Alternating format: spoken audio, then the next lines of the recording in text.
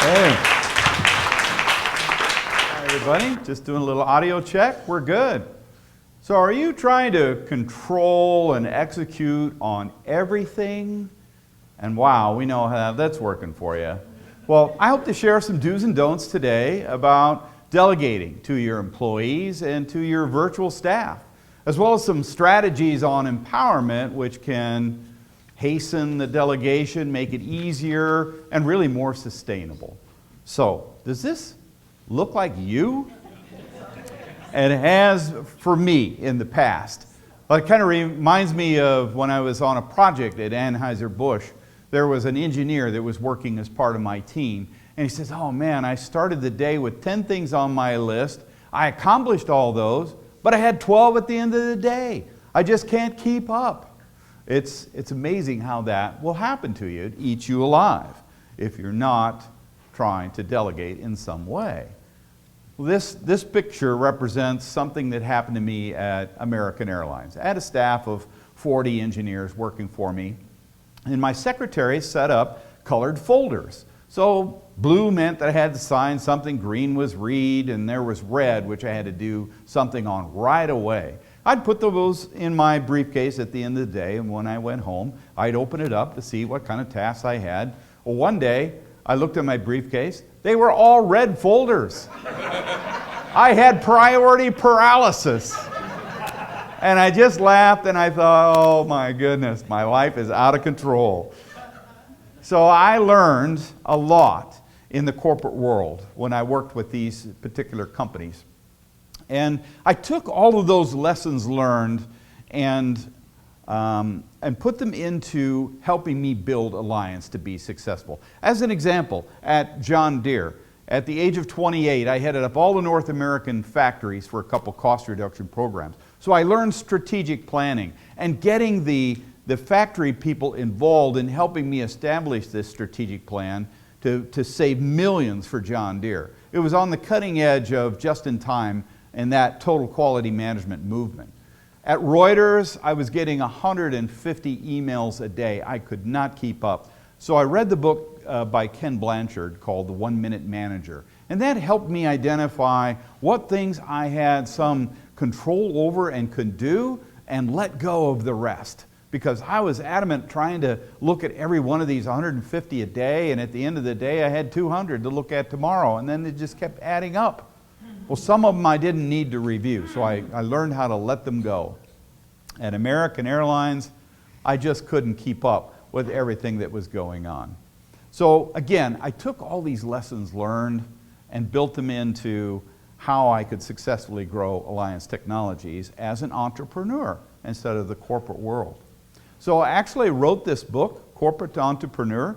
There's some cards on each table. There's just a couple cards on where you can get this book. But in it, it has strategic planning, it has delegation, it has trust in the workplace, all the things that I learned. But more importantly, it was how to establish a culture and create an environment of empowerment. And that's what I wanted to point out today. But delegation, it's kind of challenging at times, but it is scalable. From the corporate perspective, each of those people around you there are an analyst or a manager or a director or a vice president. In the corporate world, it's a little easier to manage because they all work for you. Well, let's take Richard Terry over here, who does a fantastic job, and his people surrounding him aren't necessarily his employees, but they're the electrician, the guys that cuts the stone, the plumber that comes in. Rich has got to coordinate all this, and he does a fantastic job, and he does it in a way that's very customer service centric. Or here's Bill Pernat sitting there today in the morning meeting. He's got all his sponsors around him, all his partners, and he's got to coordinate all of this. So it can be scalable if you know how to delegate, and Bill lets go and gives that responsibility to the people within the organization to get the job done. Within my own business development team, I had to just ask Rick Shore, handle that community support event, and I know he's off and running with it. Art Snarsnick, he brings in the speakers. So I have to rely on these people. They don't work for me, but it's easier to delegate as long as they have a vision and know where you're going. So you can't be a control freak. If you are, you're never going to succeed. So, okay, let's take Bill. He can delegate that, but does he ride herd over it? Absolutely not. He's going to let them go and do their thing and reward them for it. So being a control freak and a micromanager is not going to work. You've got to learn how to delegate your responsibilities on down, or if you're a solo entrepreneur, it applies to you as well by the business partners that you have set up. And I thought Cynthia gave some great examples of people that she works with and how she uses that. She's not a control freak about it. She expects them to deliver. And that's very important. So empowerment, as really I'm talking about here, is empowering those people to do the job, to help you delegate. Because empowerment helps you scale, whether you're in the corporate world or whether you're a solo entrepreneur. What is empowerment, though? Empowerment really is creating this dynamic culture that's very communicative, that the people take initiative to get things done, and they think like owners, they make decisions, they just get the job done. I know Bill feels very comfortable from the meeting today that the things that we talked about in that meeting are going to get done. At Alliance Technologies, I feel very comfortable with saying, hey Caesar, you got this? Oh, are you ready for tomorrow? I was born ready, was his response. I love that. I was born ready. That tells me he's got a control on it. And I didn't even look at the slides before he created it. It was as much fresh to me as it was to you, but I absolutely loved it. And I thought he did a fantastic job. But that's creating that environment to allow people to succeed. Some of the do's, creating that environment like I just talked about. Listening to the people. I think Cynthia and Mark gave examples of that. How you just listen to their ideas. At Alliance, we have an open forum. Give us your ideas. We believe in lifelong learning. We believe that if we're not moving ahead, we're falling behind. So we have to constantly change to keep up with things. Providing the tools for people to be successful. In the corporate world, sometimes you've got leaders that don't do that. I've always believed that if I can provide you with the tools and the direction and help you be successful, I'm going to be successful. So if you take that approach, it's a win-win situation. Learning from your mistakes. And mistakes meaning, hey, in my opinion, in the corporate world, if you weren't making mistakes, you weren't doing anything. So I was accepting of mistakes as long as it didn't happen 3 times the same way. Then we got a problem, which I dealt with. But you've got to be able to take mistakes and learn from those. Get out of their way, release the control to them, just give them the direction, and off they go. Some of the don'ts, don't make a mandate. Don't dictate and control. Don't discourage development. Oh my gosh, I was so proud when I was at Reuters. I had a staff of 300 people working for me. I prided myself in promoting my people. And yeah, it hurt because I had to constantly churn through and get new people and retrain them. But hey, guess what? That person that moved on into another department, if there's anything I ever needed, they were there for me. And so it just created this big network for me to get anything I wanted done within Reuters. And that's how I've always believed. And I encourage development. At Alliance, we're constantly talking about development. And listening to feedback is so important. If you don't, man, you're just cutting off people. I remember one example in a small company that I was working with. They were trying to redo some website verbiage. So I would take in what I thought was the right thing to say, red line, red line, red line, red line, red line. And so I got smart enough after about 2 or 3 times. I took exactly what this person wrote, and I took it into them, and they red line, red line, red line. They're redlining their own stuff. And I thought, all right, it's not me. What an idiot. You've got to listen. Man, don't ever do that. And to this day, Cynthia will write something for me. She does a great job. If it's 80% there, I'm going to accept it. Because it's her interpretation of what I asked her to do, and I'm not about to go and change it all for her. And I think it works pretty well, doesn't it, Cynthia? Sure does. All right. It lets her know I'm listening to her. Hey, who doesn't like to be inspired by a leader or someone that has a vision, that's very communicative, that has confidence, a sense of direction, and is passionate about something. You will find if you're that type of person, people will come to you and follow you and listen to you and do the things that you want to do. They jump on board that train. So those are some obstacles of getting what you want done. So have a vision, be communicative, be driven, have passion. So other helpful tips along empowerment and creating that customer focus. And that's something that Richard Terry, I think, does extremely well. So I had a backstop that I got, and one was broken. He went all over town to find that replacement for me. And I just thought, this guy, he's taken ownership of this job, and man, he got it done for me and did a tremendous job. So leaders / managers, I'm going to call them leaders, listeners and coaches. You need to think about being a listener and a coach for people, whether it be someone that reports to you or a business partner. Be a role model and reward the right behaviors. Hey, guess what? It goes a long way if you just say thank you. That can be a reward, or applause, like we had today in our meeting that Bill was orchestrating. They were applauding the work that the people had done. That's rewarding the behavior that you're looking for. Solo entrepreneurs, does this work for you? Of course it does. It's the same premise. It's the same thing to be scalable about. And maybe you've got to change up your informal reward system, because these people don't work for you. You've got to find out what they're passionate about, what motivates them. And again, I go back to, sometimes it's a simple, thank you, you did a great job. I appreciate that. Thanks for getting that done for me. How are you going to get someone who does work for you to own it like it's theirs, that they're doing it for themselves? That's how you do it. Provide them with the direction, give them the tools to be successful, and they will be. And therefore you will be. So getting them to think like an owner. And that's a real key to empowering people. When they start thinking like an owner, and I know Caesar's heard me say this before within Alliance, we want them thinking this way because they're engaged. And yeah, they're going to make mistakes, but hey, guess what? I'm not perfect either. So anyway, think like an owner. I make mistakes all the time. At the latest BDT meeting, there was a guy that said, hey, is the 20th on a Thursday or is it on a Monday? I said, what, are you saying I'm not perfect? That was my response.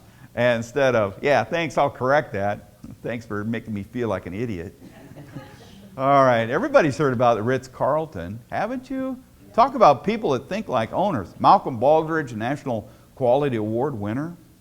These people push things down to the lowest level to make a decision on the spot to do something for a customer, no matter what position they are. They don't say, wait a minute, let me talk with my manager. I had this yesterday. My daughter had bought a birthday present for me from Kohl's. It was a nice shirt. Didn't quite fit. I'm not quite there yet. I'm losing weight, but I wasn't that small yet. So I had to take it back and get a bigger size. Well, guess what? They got it on sale, $9.44 she bought that for. So when I took it back, I got my little coupon, I went to the cash register, I got the bigger size, and it was 19 bucks. I said, no, wait a minute. I said, shouldn't it be the same price? And if it's not, give me my shirt back, and I'll hand you this one, and we'll just do the exchange rather than what I did. So she had to call her manager up for something that simple. I thought, oh man, these people are not empowered to make a decision on the spot. It was unfortunate. Ritz-Carlton, fantastic job. Oh my goodness, they are awesome. And that's just a great example. So employee empowerment impacts customers. Something very important I want you to know. While I was at American Airlines, I worked with the vice president of DFW Airport, Ralph Ricciardi. We were trying to create a better experience for the buying customer. And I said to Ralph, I said, look, it really begins with your employee. The ticket agents and the gate agents were not happy. Granted, there were issues going on with unions, but still they weren't being treated. They weren't listened to. They weren't being given the tools to be successful. So to me, I said it starts with that. If we can make them happy, they will make the buying customer happy because they're happy about being there and on their job. At Saudi Arabian Airlines, I invented the Universal Agent Project, and it was to circle people around through these various positions to educate them, and they would be happy moving to different spots so that the buying customer that flies on the planes will be happier. Just simple things. So one of the most important points and strategies I want to leave with you is employee empowerment impacts the customer. Think about that in your world. All right, I've got a team exercise for you. Then I only got 10 minutes, so we're going to have to, I'll give you about 5 minutes. What I want you to do at your table is think about something that you've recently delegated and encouraged empowerment. So come up with an example, and I'd like to have you share a couple of them. So, if you would, please.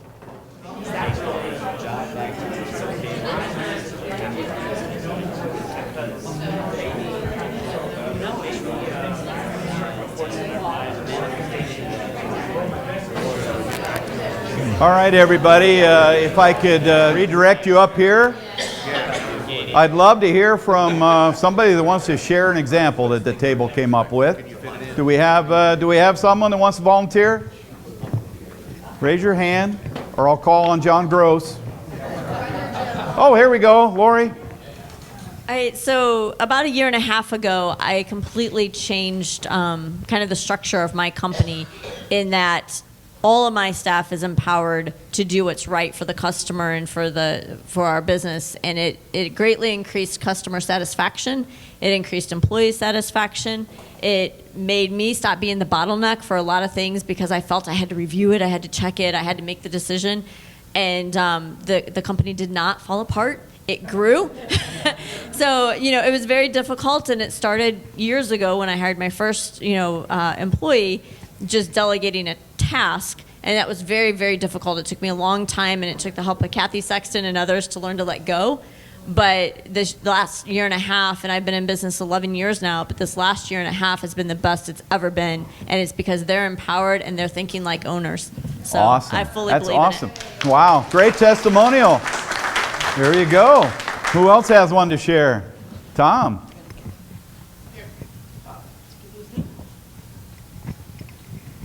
So a lot of this echoes things that Jim said. Jim talked about tools. Jim talked about vision, and we talked about this idea that it's really important when you delegate that whomever you delegate to has a clear idea of what it is you're trying to achieve and a clear sense of vision. The other thing that we talked about is the difference between delegation and abdication, which is a key idea that Michael Gerber talks about in the E-Myth books. So abdication is just plate clearing. I don't want to do this anymore, you do it. And that's not empowering, that's saddling. And that is setting up for failure. So you have to provide that vision, and then you also have to allow the people who are going to be doing the work to define the working procedures that will work best. But with that comes providing tools, providing education, helping them get to that place where they can define the work. And only then, if they have the vision, they have the tools, they have the working procedures, are you truly delegating as opposed to just abdicating. Wonderful. Thank you. Thank you, Tom. Other examples? I've got one part-time team member on my staff that started with us almost 2 years ago, and we've always laid a foundation in our store with anyone that becomes part of our team when it comes to when customers entrust us to pack their items for shipping. Shipping can be a pretty aggressive activity as something moves through the shipping lanes. We've always taught our people, treat the items as if you own it, especially if it's a fragile item. If you're packaging it and you're cushioning it, but you can feel even the minutest edge, you don't have enough around it yet. And the gentleman that's on our staff currently I guess I could sum this up by saying when you have someone that you bring on and you're training them, recognize their talent early. Because this individual packs better than anyone I have ever had on my staff. And the manifestation of that was when Lori St. Clair came up to me before this meeting with something she entrusted in our store that was china and other dinnerware going to her brother in Texas. And the comment she made about her brother and how he was just amazed when he opened the lid at how well things were protected. That's the manifestation of this gentleman's talents, and we are so grateful to have him on our team. Very good. Thanks for sharing. Dale, how much time do we have? 2 minutes. We got time for one more, I think. So Bill. Bill, sorry. Jim, the timing of this is so remarkable. So I have my 2 top clients just in the last yesterday and this afternoon. I have 2 meetings with them that they need to hear this message because it is right on. And I said to one client... For you, I'll deliver for free to them. Well, one of them happens to be a mutual client. Yes, I get that. Happy to talk to them. But I said to and these are business owners who are in prominent positions. I said to him yesterday, you know, that would have been a great way to manage in 1980. And he's like, whoa, you know, I really wanted to get my point across to him. I said, you know, in 2020, you're going to have to do this differently. But it's amazing the timing of this, Jim. It's out there right now. Thanks, Bill. Appreciate that. All right. Richard? Then we probably need to wind it up, or Dale will get after me. Well, Karen and our table, we said what you need to do is you look at all your tasks that you have to do, and you know how much you make an hour, and then you say, are you willing to pay somebody to do those tasks at the rate you receive? And if you're not, then you ought to delegate it.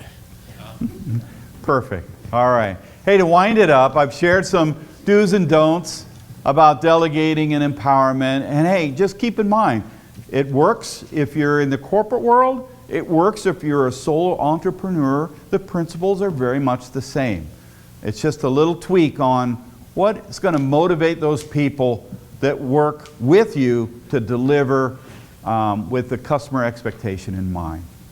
So with that, thanks for listening. Appreciate your participation.